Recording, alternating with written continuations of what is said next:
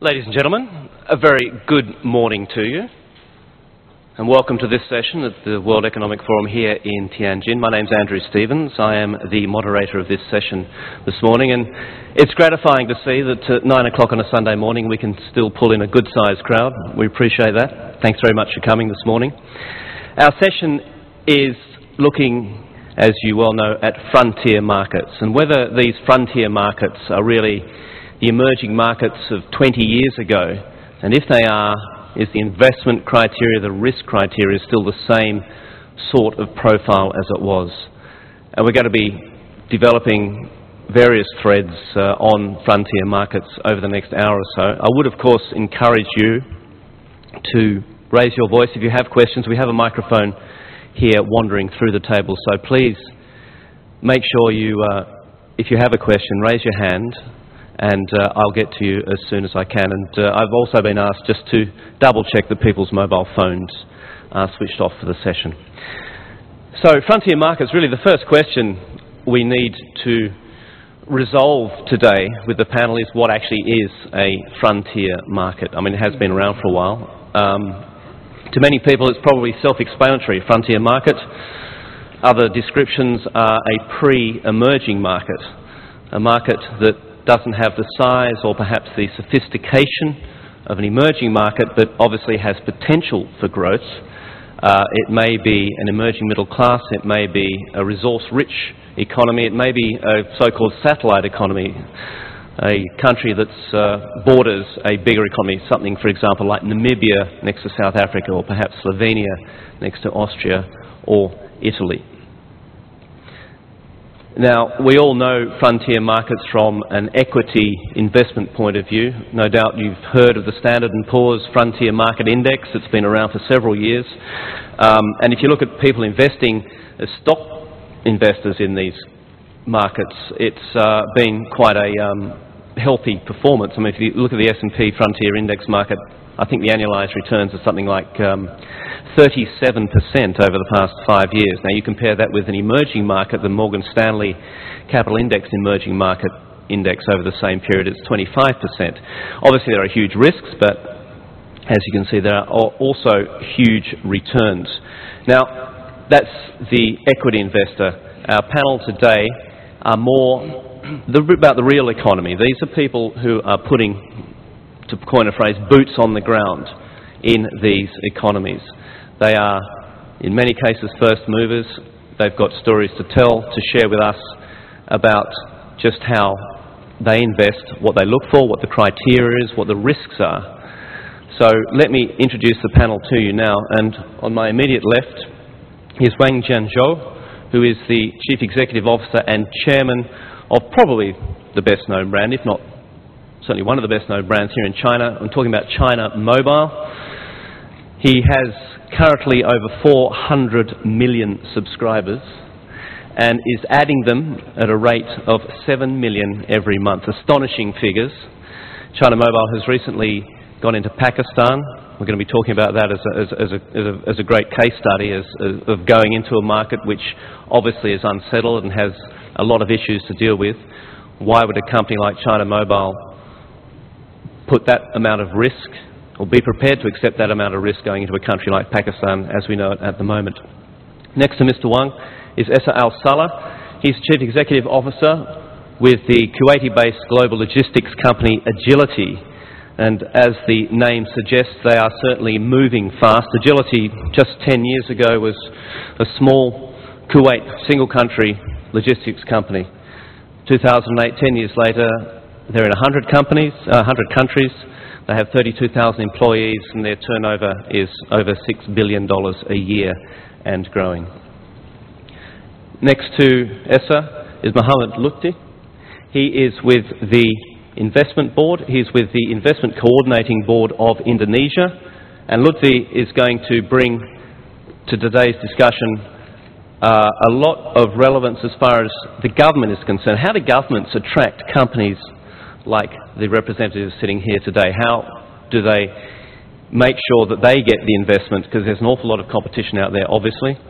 So we'll be hearing from a government perspective as the head of an inward investment government body. And on Lutfi's left, we have Harish Manwani, who is the President of Asia, Africa, Central and Eastern Europe for Unilever. And think Unilever, you think global brands that we've all grown up with, Rexona, Lux, Dove, it goes on and on. They're in 150 countries. I think there's only 30 left for Unilever now to get into. So certainly, in many ways, they wrote the book about investing and moving into the frontier market. So let's begin this discussion. And my first question is to Harish.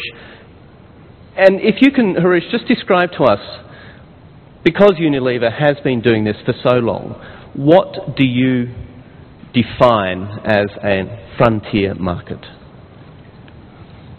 Thank you, Andrew. Well, I must say that certainly within the organization, we've never used the term frontier markets. So that's the first. And I think the important distinction that you've got to make is that there is a developed set of markets and there is a developing and emerging set of markets. And to my mind, it is important to understand that whether we call them frontier markets or emerging markets or whatever, these are essentially subsets of markets that have the same characteristics of low market development and high growth potential. And that's the way we would look at these markets. And let me just describe to you, first of all, why, as Unilever, we are really excited about developing in emerging markets, and where do kind of frontier markets, if we have to squeeze a definition out, where do they fit in? I mean, first of all, developing and emerging markets are no longer what I call the other side, you know, or the flip side of the developed markets. By 2010, 50% of consumer spending in PPP terms is going to come from the developing and emerging markets. Asia alone will overtake the United States in terms of consumer spending in PPP terms. So we are talking about a tectonic shift here, a big shift in the economic center of gravity. And you have a large number of these markets which are actually contributing to the developing and emerging market growth. 75% of the growth of GDP growth is going to come from these markets. Now, if you look at what is often called the BRIC markets, the Brazils, the Russias, the Indias, the Chinas, they of course are going to account for a large chunk of this growth. But equally, there are a huge number of markets which are, I guess, frontier markets in some ways, which are also growing. I mean, you know, if you look at markets like Pakistan, Bangladesh, Vietnam, parts of Latin America from Costa Rica to Uruguay to, you know, so there are a large number of markets that are, in fact, all exhibiting similar profiles as some of the BRIC countries. So for me, the frontier market definition, if I have to use one, is that they are indeed the next generation markets, which are which are going to emerge pretty much as what some of the bigger markets today are. Now, obviously, there are some frontier markets in that respect which have smaller populations and some which have bigger populations. And to my mind, therefore, size is one aspect of it, but fundamentally, the opportunity of frontier markets is one of building markets and market development rather than fighting for market share. The second thing I want to just differentiate, it's also the eye of the beholder, this definition. If you are not in China, for example, and you're a company that wants to be global, China is a frontier market for you. Okay? Equally, if you're not in Pakistan, as I heard one of my colleagues say they are entering Pakistan. Pakistan is a frontier market. So from a company point of view, a market in which you don't operate, to my mind, is a frontier market. Does that include developed markets as well? Yes, it could develop. I mean, theoretically, any market that is white space for you is a frontier market. But like I said, that's semantics. My definition in terms of differentiating is these are fundamentally markets where there is great scope for market development, where you are going to go to build markets rather than compete only for market share. That is the key criteria for me. Lutfi, if I can ask you, Indonesia has been seen, I would call it an emerging market. And we're talking, as Harish points out, I mean, it's semantics in a way. But a lot of people would make a differentiation between an emerging market and a frontier market. Les, how would you, as the chairman of the Coordination Board for Investment in Indonesia, differentiate between a frontier and an emerging market? Well, I'm going to put it as simple as this, Andrew, is that, this gimmick is just a term to where you're going to make boatload of money. It's as simple as that. If it takes like Ukraine, where you make 700% in the last 3 years, Indonesia made 280% in the last 4 years. So when I read about this Goldman Sachs BRIC things, the underlaying of the concept was perception. And if that's what it needs to take to make boatload of money, I would like my country to be in that train as well. You'd be happily be described anything. I'd love to be there, in the emerging market, frontier market. But a couple of things very important, I think. The frontier market is a market that needs some activity of development with a growing capital markets. Something to understand as well that, sometimes these markets is not that patient following the developed markets. And one thing to remember also that the information technology right now, it's everywhere. You just cannot isolate yourself and cannot be exclusive yourself that it's happening only in other countries, not happening here. Indonesia, at that point, we are a country right now with one of the lowest electrifications, 17,000 Andrew, and then we only have 411 watts per capita. Compared to India is like 800 watts per capita. So right now, Indonesia is giving contracts, 30,000 megawatts, just like that. We're buying from anywhere else that can give a capacity for turbines. Right, our turbines right now, out of our 13 power plants, mega size power plants, 12 come from China. Why? Because GE, Westinghouse cannot give capacity. Once we have electrifications, this is like China in the making. This is one of the largest, more agile market that is going to be really, really something. So you need that critical mass. You obviously need the energy production to boost you into the next level, if you like. Now, Essa Saleh, you're in 100 countries around the world. You're a logistics company. What do you look for, if you like, when you're going into one of these markets? So, because you do specialise in developing, stroke frontier, stroke emerging markets, what do you look for? Well, first of all, what we define as a frontier or emerging market is a market where our customers have requirements. I just want to pick up there. So you're frontier or emerging. So to you, they're the same thing. Yeah, we view them as the same thing. In essence, it's semantics. What drives it for us is our customers. Who want to go into a new market or new opportunities, or customers who are based in those emerging frontier markets who want to go out and find other opportunities for their products. So in that sense, we feel having the right infrastructure, global infrastructure to support them is absolutely necessary. Our strategy is based on developing that infrastructure and focused on those emerging markets where the risk profile is a little bit higher. The opportunity to make higher returns is higher. However, you need a little bit of patience, persistence to deal with the challenges that would exist in a frontier emerging market. Had there not been any challenges or hurdles, you'll find that they wouldn't be classified frontier or emerging markets. Wang, Jianzhou, because China Mobile, obviously when it goes into a new market, has to spend a lot of money, do you look for a slightly different, what would I say, not criteria, I guess, when you're looking at expanding? Because you are now in expansion mode. You have a plan, you're rolling out across emerging markets again, frontier markets. But because you have to spend a lot of money, a lot of capital in there, are you much more cautious perhaps than our colleagues up here?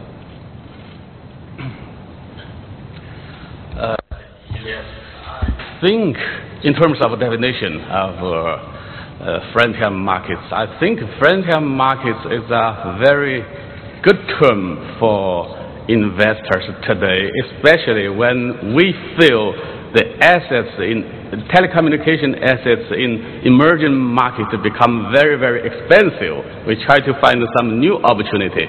So we think the frontier markets may be very good choice for us as a beginner for international expansion. And in terms of the definition, I think for knowledge, frontier means something between know and unknown. And for markets, I think the frontier markets means pre-emerging markets.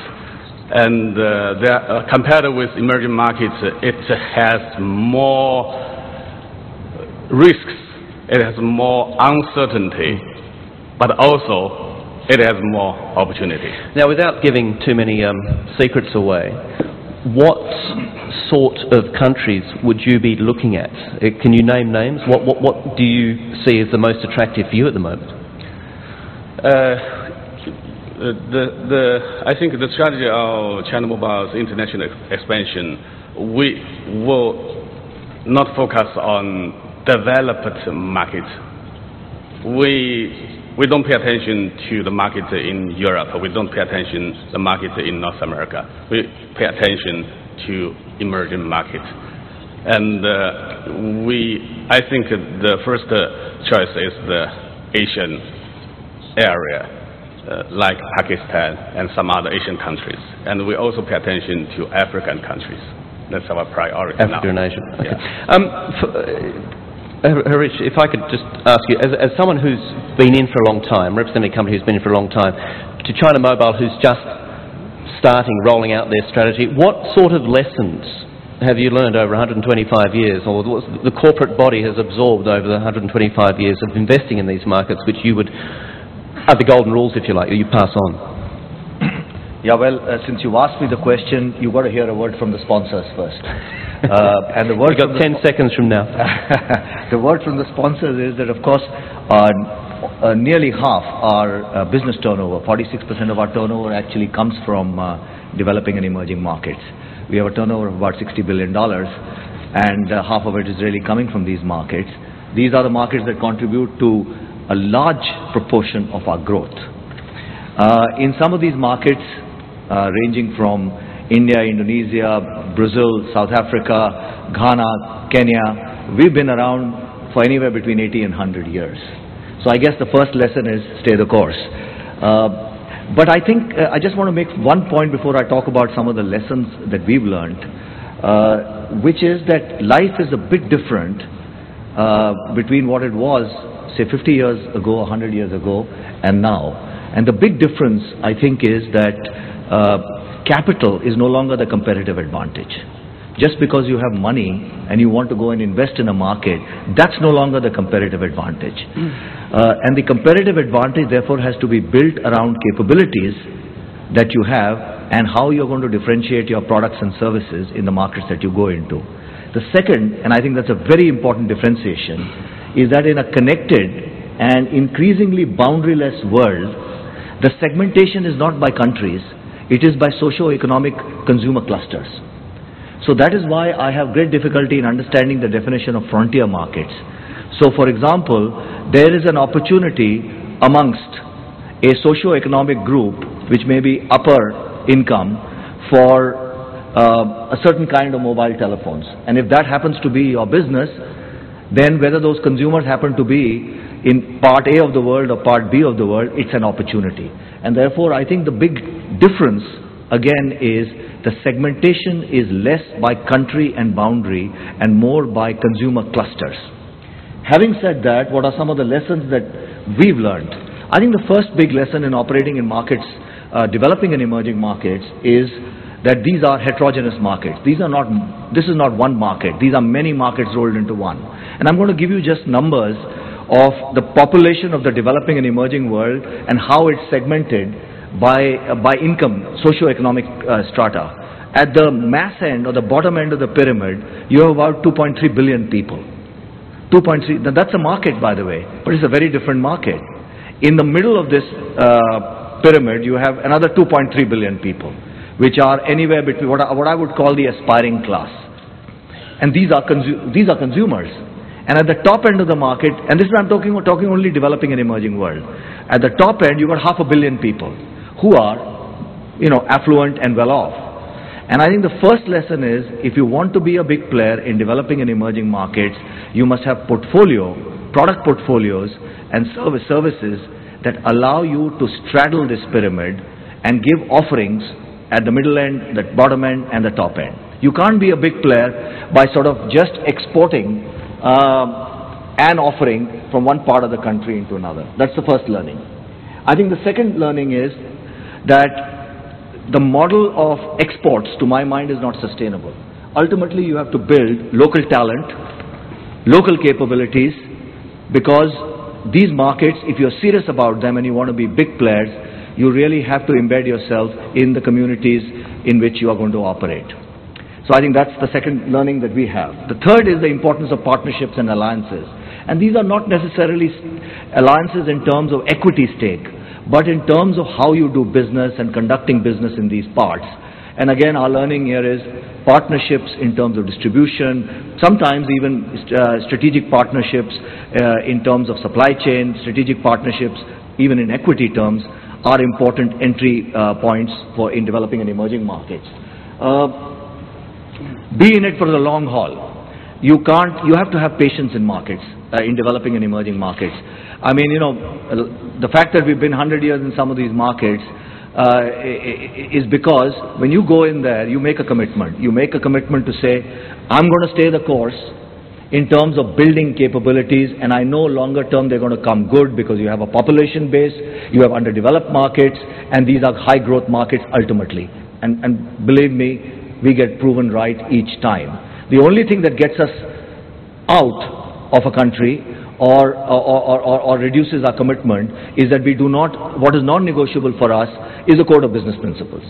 So we are not going to stick in a country if we believe that our code of business principle is being violated. But otherwise... Has that happened? Have you actually pulled out because of your principles have been violated? I think in many places we have kind of downscaled the business if we feel that our code is being compromised. But most importantly, we've slowed the pace of our progress because we believe that we are not going to do certain practices that may be necessary to accelerate growth.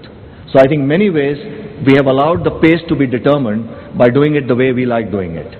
And the last, I think, and very important, is this concept of, all multinationals talk about thinking global and acting local.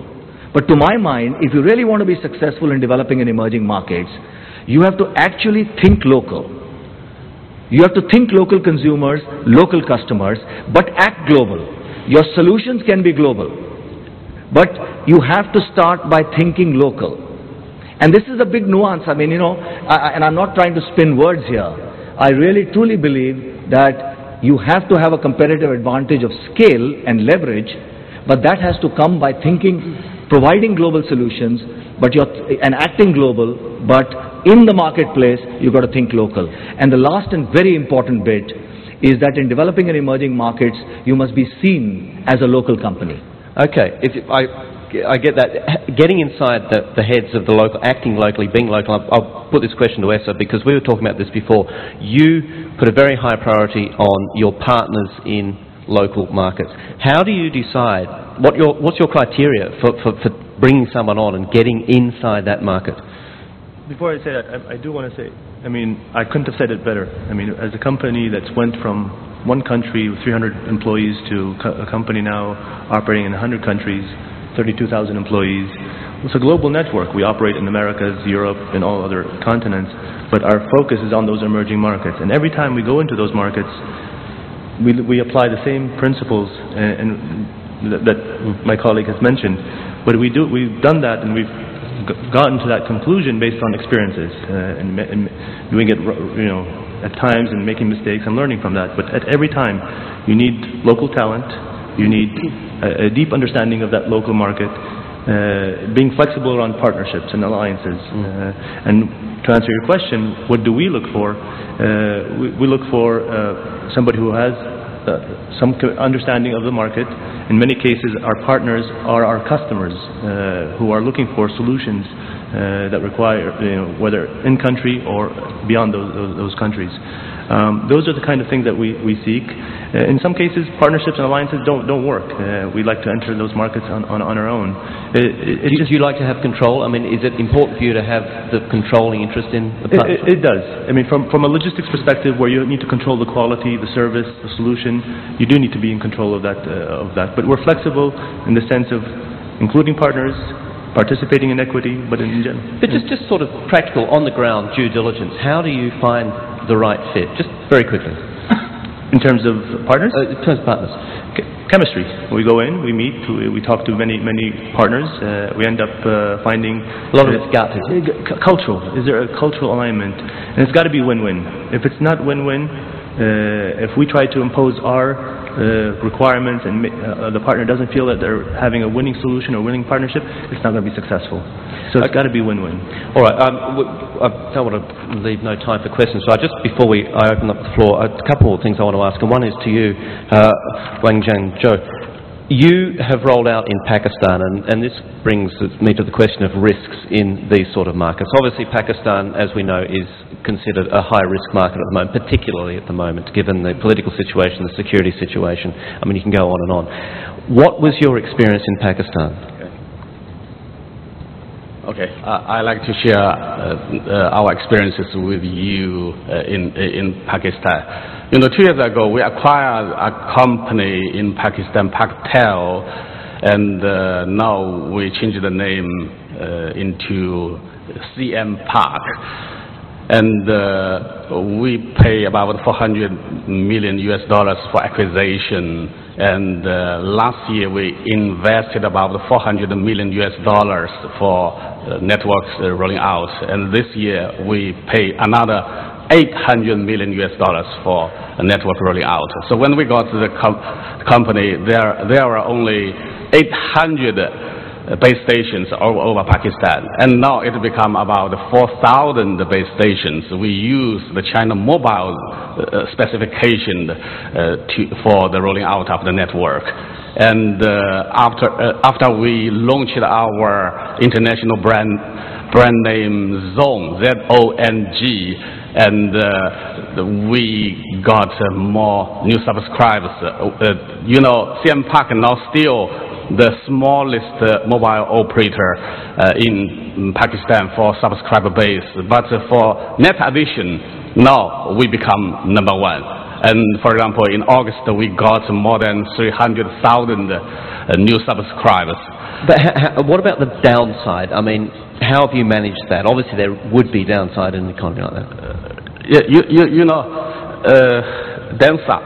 Down, as in the risks. Yes, I know. Yeah. We have a lot of risks. We have a lot of troubles there. The very poor infrastructure. There are big shortage of power supply. Even the big cities like Islamabad, like Karachi, every day we meet with the shortage of power supply. We need to use our generator, and it makes the cost very high. And second, it's very difficult to find the place for the base station rolling out. And for telecommunication business, we say it's a low MOU, low ARPU, but high cost and high taxes. For example, the usage per month per user in China Mobile, it is about 500 minutes. But in our Pakistani company, only 150 minutes. The ARPU for us is $12 per month, but in our Pakistani company, only $3 per month. But the costs are very high. Is there one thing you've learned from your investment and your operations in Pakistan? What would it be? What would you have done differently? What are the sort of the lessons that going into a place like Pakistan has taught you? Yes. I think when we talk about frontier market, usually we from the viewpoints of financial investors. But I think if you only be a financial investor, it will be very difficult to make money at the beginning in frontier market.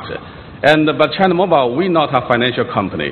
We are not a private equity. We are a telecommunication operating company. So we not only do the investment, we will operate the company. We will use our advantages in China. We will use our experiences in China. We think the situation now in frontier market like Pakistan are very similar to those several years ago in China. So we can use our experience there. That's our experience. Just very quickly on that point, do you find, and I'll ask this first of all, Harish, is there almost like a cookie cutter approach to this? Do you operate on the same strategy no matter what country? I mean, obviously with some variations, but generally? Yeah. Well, it's certainly not cookie cutter because, like I said, you have to understand local consumers, the environment. But there are best practices, and as a global company, if you don't leverage best practice within the organization, then what is your competitive advantage when you go into these markets?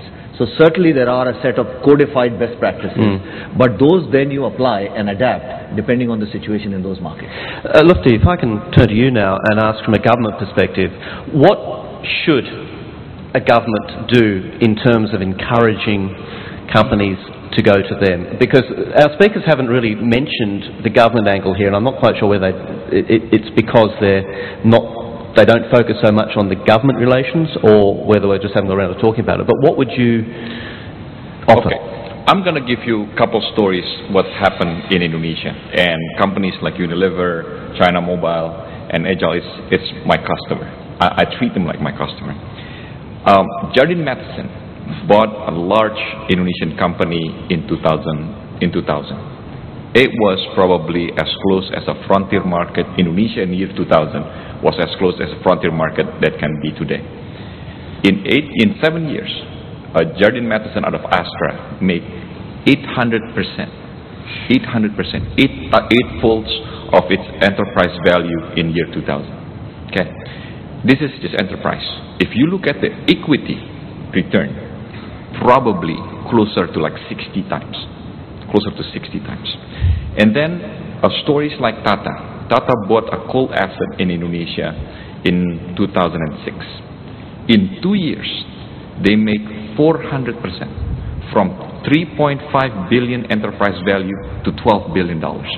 So what do we do as a government to attract? And we want them. We want this company to make boatload of money, Andrew. We want them. So what we do? First thing is that we make sure that there is a good planning on the government side on how we're going to develop our best performance sectors. In the Indonesian case, energy. I think because in the past we sell our raw material. There's a commitment now. We want to sell at least half finished goods, not raw material anymore. And I believe in the past energy follow industry. In the future, industry will follow energy. So they will come back to Indonesia. We would like to be good in agriculture because probably only 2 countries in the world that can perform a large agriculture base for food grade and non-food grade, only probably Indonesia and Myanmar. And if you can assess your risk in Myanmar, please go ahead because probably you can find some return there too. And the third part, we have to introduce the right dose of national interest in these globalizations. Make sure that the foreign companies that comes to the country well treated, well received, but also give a multiplier effect for the country itself. Example? Well, we had problems. If you know Freeport-McMoRan, it's a big copper and gold company. Every time we have some issue with international issues, with nationalistic issues, it come up.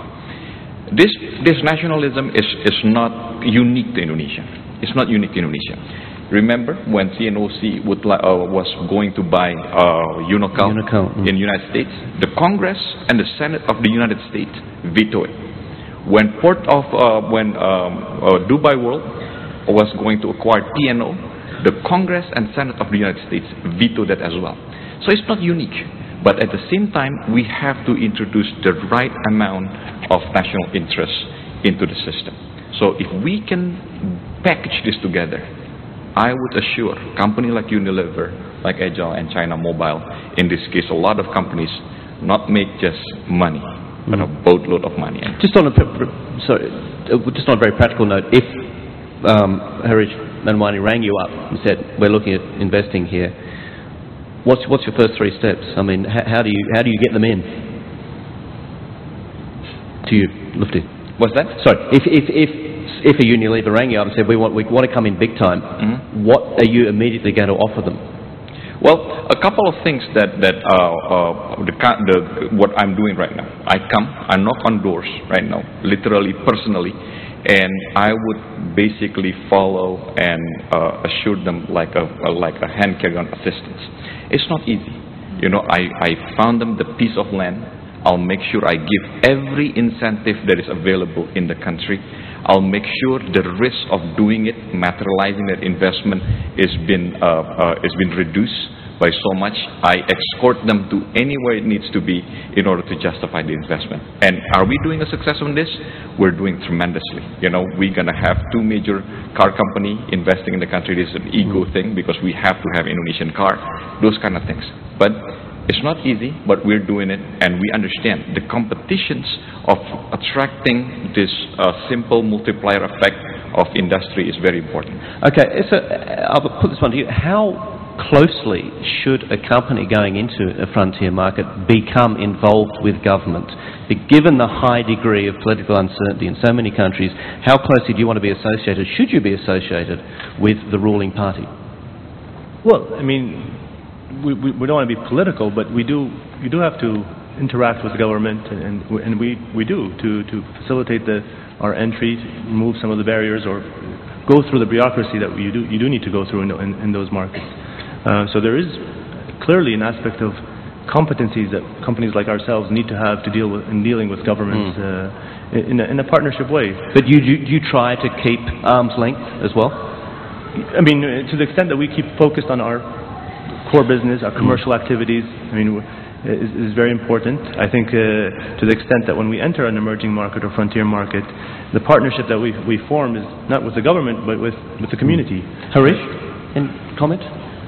I think it is important that you are involved in terms of industry associations, because ultimately you have to be part of an industry that goes into a country.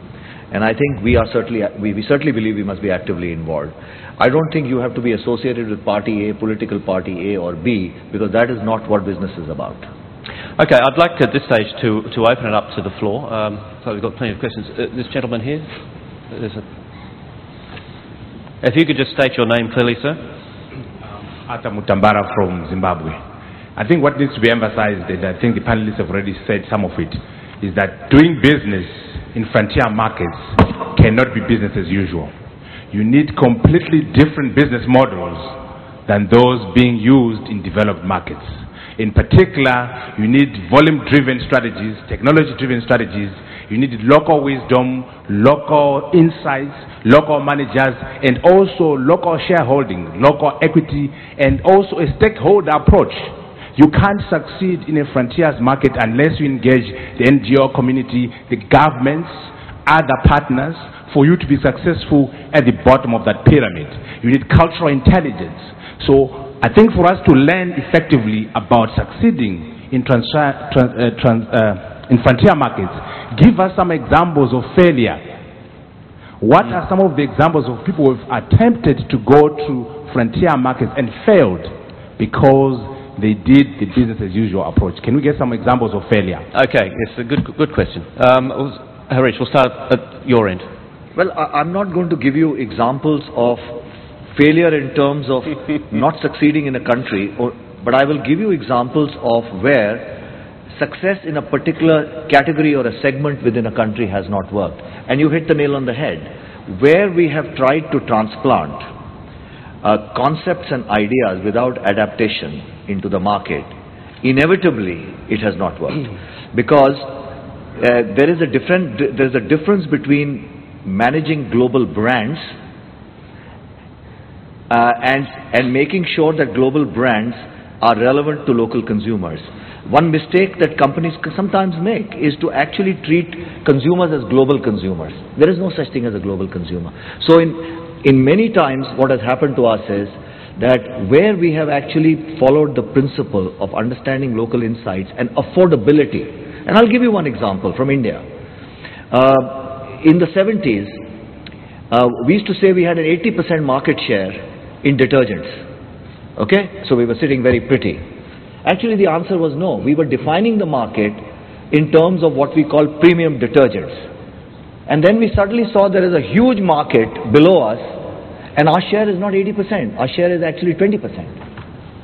And exactly what you said, to find then the business model to be able to provide solutions in that market at price points which were 1/4 of what we were doing and still make money out of it, then made sure that we went from 20% to a 40% market share.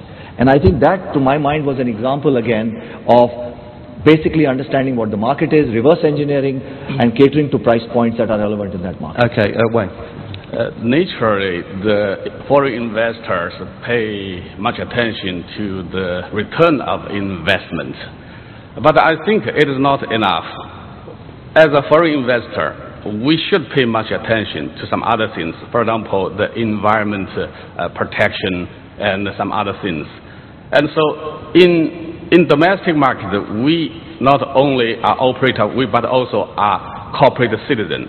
In foreign market, we will play the same role. We will be also a local corporate citizen. So in Pakistan, when we expand our network, we also set up our plan for take part in the social responsibility. That's our plan.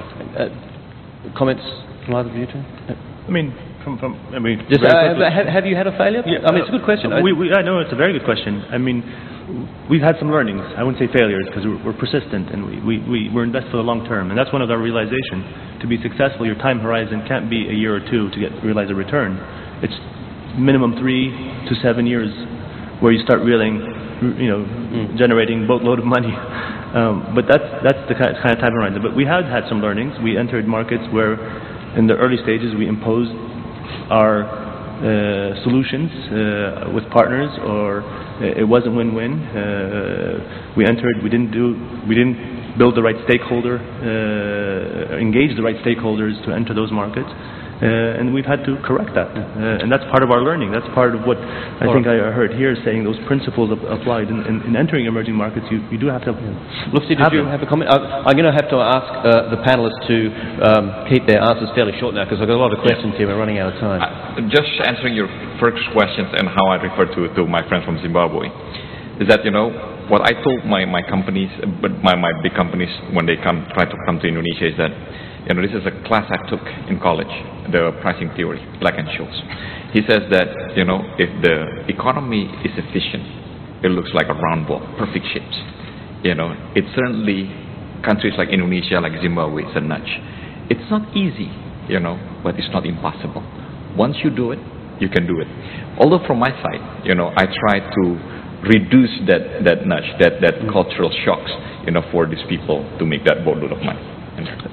Very quickly, in your experience, you don't have to name names, but who came into Indonesia, tried and failed, and why? Well, give me the industry. I'm not going to give names, but one of the few things is that sometimes they'd like to take the culture that they have in their country, some smaller ones, some big ones. Got there, they think that everything should work like as if they were in their own country. And it's just not like that. Such as, just a matter of language. We have this Javanese culture, when they said everything is okay and it will be done tomorrow. But the terms tomorrow in Javanese language can be the next day, 2 months, 3 years, or maybe in the next lifetime. So it's just something that, you have to understand the local language as well. I don't know whether that's necessarily restricted to just Javanese. Sir, we're just here with the Jacqueline.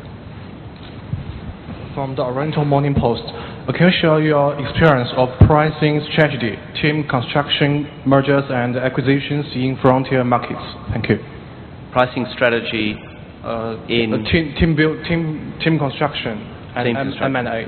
Okay. Thank you. Who would like to take that one? I mean, Essa. It depends on the market. Our pricing strategy is usually to build a base business, therefore you price it competitively as we enter new markets, to build the credibility, experience, and then as you evolve and learn and people appreciate the kind of services that we apply, you're able to charge a higher rate, earn a higher premium. I think that was the part. Was there another part of the question? Was it also about team building? Team building. Well. It's got to be a local team. I mean, from our perspective, we like to hire from the country, go through our programs of training and development and learning our culture, but they got to have the local understanding, and the culture is very important for us. Wang Jianzhou, on that point, how did you deal with that in Pakistan and team building? The team building is the most important thing, I think, although we have many difficulties, and the key issue is to have a very good team. And at the very beginning, we send more management team from China Mobile, and now we use most of our managers from local. We now have our Pakistani COO, and all of the manager level people are local now. I remember interviewing an Indian industrialist who had just taken over a German company, and his plan was he got his top managers in a hotel for a weekend from both India and Germany and let them basically get it on and nut it out, and they came out at the other end and it was fine. I was just wondering, Harish, what do you propose to bed down an acquisition and get the team working in the right direction? Yeah, I think the points really have been made. It is absolutely critical that the hardware of any acquisition is simpler.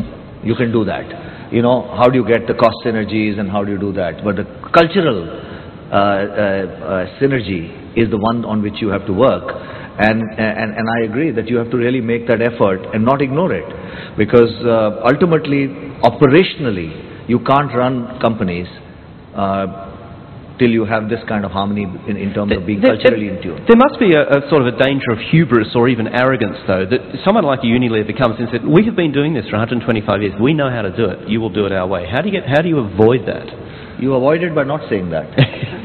You avoid it because you know that it doesn't work that way. But of course, at the end of the day, you have to recognize that there are best practices that you can bring. But I mean, if you want me to be specific, we've done lots of acquisitions, local acquisitions and global acquisitions, and ultimately, in each and every case, forming an acquisition team whose primary job is to do this cultural integration, and having leadership on that team from both sides is mission critical. Okay. The lady here. Down here, please. No, excuse me. Down here. Down here. Down at the front. Thank you. Thanks. From Economic Observer, my question is to all the speakers except Wang Jianzhou. Some say Chinese economy is now facing the hardest time in 3 decades. So I want to know, do you think Chinese market is still attractive, and do you have big plans in Chinese market in next few years? Thank you. Sorry, was that to Mr. Wang? Without except Mr. Wang. Oh, okay. Oh, without, sorry. Except the two. Okay, but I think the Chinese market is very attractive indeed and continues to be. You know, when I always get a little amused when people talk about slowdowns and they say, you know what, the developing and emerging market is going to slow down. China is going to slow down from 11.5% to 9.5%, 10%. I'll take that. I think I'll take that, 10%. So I certainly think that, certainly in our kind of business, which is more about fast-moving consumer goods, consumer demand is very robust. There is a lot more to go for, and quite frankly, we are very excited and enthused by it. Okay, Essa? clearly, China is a very strategic market. We already operate in China. We made some acquisitions in China and continue to develop. And it has slowed down, but still growing at a rapid pace. But for us, it's a very strategic and important market for us. Lutfi? Well, I'm probably looking at a different way. Put it this way. Indonesian investment in China today worth about $16 billion. China's investment in the country worth about $2 billion. I just came from Guangzhou. I had, 400 participants, and every single one of them asking for very technical details of how to invest in the country. So from my point of view, they are still the it in the next future. I've just noticed there's a few questions coming in from the media, which is great, but you may be able to talk to the gentleman particularly afterwards. I'd just like to get some questions from non-media as well. So, other questions? You, sir, standing up, please.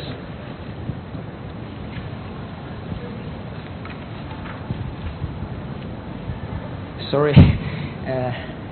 Sorry, maybe I just now I didn't get you. I'm from Talents Mag. I have two questions for Mr. Manwani. One is, as a household product manufacturer,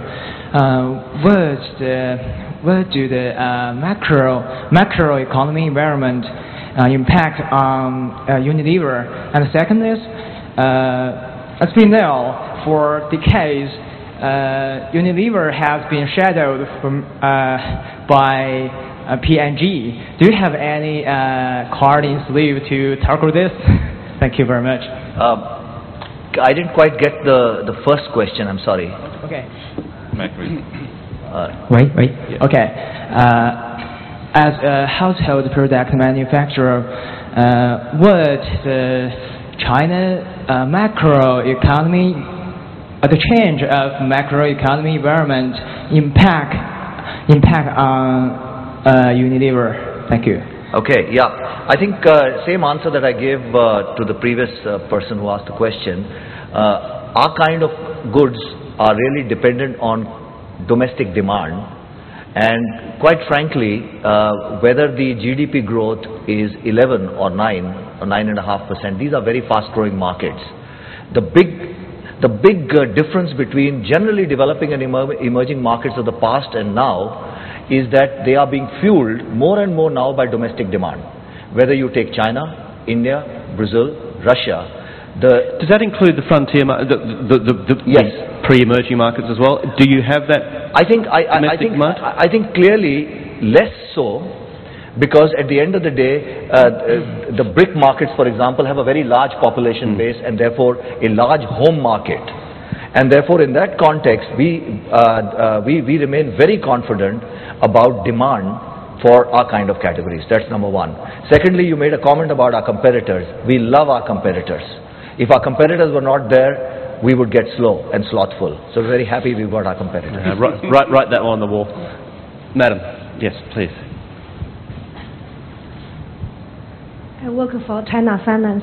My question for every panelist. Would you describe a whole picture about your company in the next 10 or 20, 30 years? And what are major challenges and risks in the recent? That's obviously a very big question, so I'll have to ask you for a very short answer. Maybe we'll start with you, Harish, and come down. Maybe we should start from there. Okay. Mr. Wang. Okay. We are very confident about the future of our company, and of course we will continue our mobile business in the coming years. And now we are facing some new challenges. For example, the impact from the financial crisis internationally, and for example, the more competitive market conditions. But I think the demands of mobile phones still very, very huge in China. We will continue to acquire new subscribers. We will continue to increase the voice usage of existing customers, and we will develop more application, business application and entertainment application to our customers. Thank you. We're very bullish on the future. I mean, logistics will continue to be in demand, whether in good times or bad times. We have a very clearly articulated strategy based on 5 principles to which we're focused on. One of them is continue to expand and build our network in what we call our white spaces, and some of them exist in some key emerging markets or frontier markets. But it's very much focused on growing that network and continue to integrate it in a common platform. Well, from my side is how Indonesia going to be in the next 20, 30 years, put it this way. You know, we came out of reform. We did our homework. We did everything that's needed to be done in order to progress. So I believe that with all the democracy, with all the clumsiness, I think we have hard learned, and we will excel in the future. I think we are confident because we have a geographical spread where half our business is in the developing world, which is very fast growing, and half our business is in the developed world. And I think having this combination of developed and developing world, we believe gives us leverage, and therefore we remain confident. The second is that the opportunity in the developing and emerging world is huge because per capita consumption is still very, very low. And the example I always give, if you take shampoos, detergents, the consumption levels even in big and important developing markets like India, Indonesia, China is a minuscule of what it is in the developed markets. So lot of headroom to go for. We're just running out of time. I'd like to ask a question to all our panellists, and this is obviously a topic in frontier markets in many, many markets around the world, and that is the issue of corruption. Obviously, as more economies become more advanced, the levels of corruption change and usually diminish. But in these new frontier markets, a lot of these countries, you would find, I suspect, quite high levels of corruption. How do you deal with that? How big a risk is it for you doing business, and how much do you actually have to comply with this sort of corruption?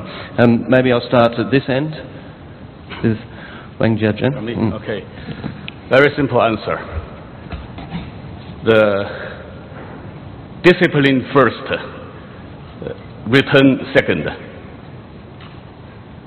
So discipline first. So that means zero tolerance? We should keep our discipline first for our operation activities. Essa? We have a set of principles, code of ethics, that we apply universally.